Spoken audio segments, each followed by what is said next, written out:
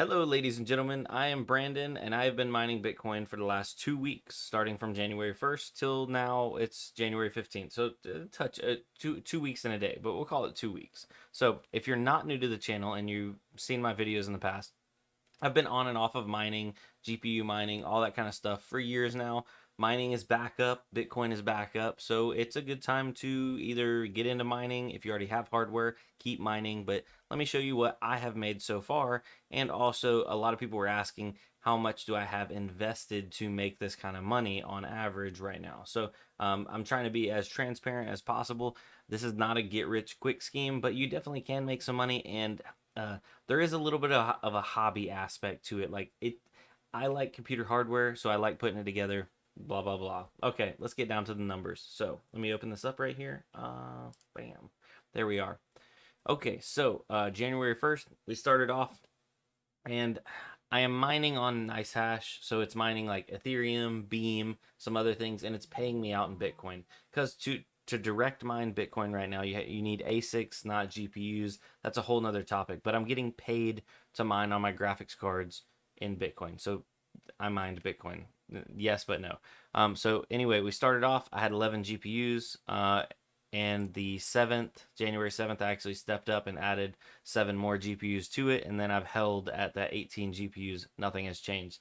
The GPUs I have are three 3060 Ti's, one 1080, one 1070 Ti, a P106 100, six 474 gigs, two 478 gigs, one 1660 Ti, one 1660 Super, one 574 gig, and one 588 gig. Approximate total value, because some of these cards I got on a good deal, some of them like the 3060 Ti's I pretty much had to pay a full MSRP, and on one of them I actually paid a little bit more than MSRP. So I have around $3,300 invested into my graphics cards. Obviously that doesn't take into account motherboard, CPU, RAM. I'm just trying to keep this as clear and concise as possible. About 3,300 bucks. So the beginning of the year, I was doing $28 our first day, and then jumping down here, we did $56, and then January 7th, I started keeping track of average mined per day. That was when I jumped up to 18 GPUs. So we're at $191 mined in our first week, or 0.005 BTC. I'm giving the US dollar evaluation on the day of the when I entered it in. So obviously there's fluctuation in the USD price, but we are accumulating satoshis, or pieces of a Bitcoin. So going further down, we were having a spike up. I was averaging $35 a day, and then $43 a day. And then January 13th, I actually had a bad day right there. I had one rig go down. I was at work. That one rig being down was a significant portion of my farm. So I only did $25.91. So that is something that it happens. It's part of the equation, trying to get all your systems running stable while you're trying to overclock it and push for the most mega hash possible, but saving the most power. Sometimes you have rigs go down, and that's just how the cookie crumbles. Got everything back up and running though, and as of today, January 15th, 2020, I have mined 0.0118872 BTC, or $431. So yeah, if we extrapolated some of those numbers and said, how much would I mine in a month, I'm looking at around 800 bucks a month. So pretty good money. Now a lot of people are like, ooh, what are you burning in power? Well, we can do some rough math here, and let's go ahead and put the 3060 Ti's in. I'm going to average out everything high. So 150 watts times 3, because I have 3 of those cards, 1080. We'll add that at 100. We'll put that one at 150 watts. 1070 Ti, 130 watts. P106 100, I have that at 110 watts. The 474 gigs, those are about at 130. 130, 3, 4, 5, 6. Okay. And then the 474 gigs, those are about 130 also, so we'll do 260 there. 1660 Ti's, I got those bad boys running out right at like 100 watts. And then the 1660 Super. 574 gig, another 130 watts. And then 588 gig, another 130 watts. So this is figuring, you know, and just to make sure we're a little over than under, because you always want to figure out your electric costs be higher than lower. We'll add in another 200 watts, even though I'm probably under that.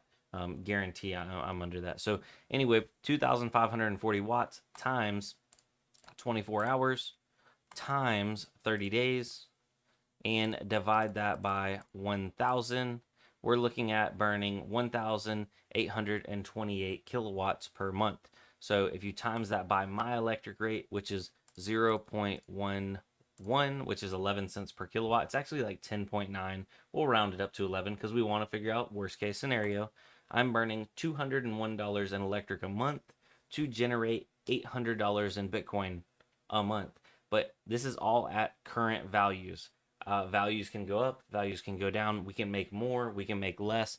Everything is ebb and flow. So I'm making right now with this setup about $600 in profit, and that's on $3,300 worth of hardware. So it's like, yeah, $600 in profit. It sounds awesome and it looks great, but when you're talking about $3,300 in hardware, what's that? If you got the same deals on all the hardware, just like I did, and you're making $600 in profit, you're looking at, oh wow, 5.5 months. That's actually really good. That's an awesome ROI. For some reason I was thinking it was longer than that. Normally I like to tell people if it's under a year ROI, it's pretty decent. Yeah, 5 months ROI. That's baller. So we're doing way better than I thought it was. Yeah. Okay, can't really complain with that. Now, another thing that I did want to talk to you guys about before I get off here is in the wintertime. It's the winter over here in the U.S. I'm on the East Coast. I'm over in North Carolina, so it gets down cold at night. Not super cold, but definitely, we got to kick heat on, that kind of thing. I have a majority of my rigs in my garage, and then I keep my like I have like a pantry going from my garage inside, and I have a fan in there blowing that heat from my garage into my downstairs, and then it naturally rises up into my upstairs. So a lot of that heat that's getting produced by these mining rigs is being pumped into the house, and then subsequently, like some days my heat doesn't kick on at all, and it'll be 40 50 degrees Fahrenheit outside. At night it'll sometimes go down into the 20s, and maybe my heat might kick on just a little bit. But basically a lot of that electricity that's producing heat is going to offset some of your thermal load, and we can actually figure out what that is. Hold on, let's see here. What were we at? We were at 200. Sorry, 200 times 11. No, dang. How many kilowatts were we at? I think it was like 2200 times 0.11. 242. We were at like 2100 times 0.11. Okay, so we were at like 2000 kilowatts times 0.11. Okay, that sounds about right. So we're at like 2,000 kilowatts. So there's a way to actually do a calculation to break down your kilowatts to BTU, which is your British thermal units, because computers are actually right at, I believe, 100% efficient. So the same as like plugging in a space heater, not a heat pump, but a space heater. The amount of heat of electricity that goes in gets converted over to thermal radiation. So that formula is, I think it's like 3.14.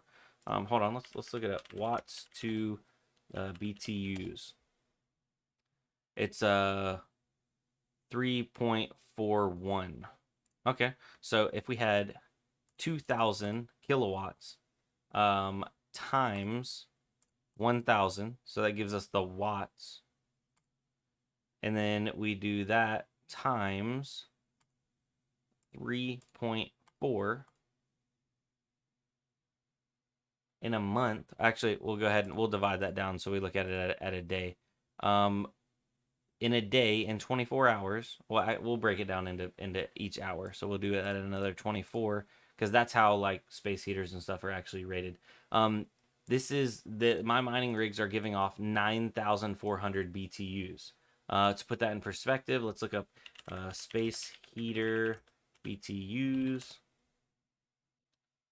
Your average space heater that burns 1500 watts is about 5100 BTUs. So it's like I'm running almost 2 space heaters in my house. No wonder it's staying, quite a bit warmer. And I'm bringing all this up because, guys, I'm making straight $600 profit, but I'm actually making a little bit more than that because that $200 that's going to electric is offsetting some of the money that I would have to be spending on heat otherwise. So it works for you in the wintertime, but it works directly against you in the summertime because then you are like running space heaters in your house and it's heating up your house when you're trying to cool it off with air conditioning. So just food for thought there, guys. Yeah, this video ended up being longer than I wanted it to be. We're already past the 10-minute mark. But yeah, if you have any questions, please comment down below. I got some more videos coming up with some cool stuff, some DIYs, trying to get my hands on some more hardware, that kind of thing. But yeah, I'm going to get off now. Y'all have a good night. Peace out. I'll catch you on the next one. Adios.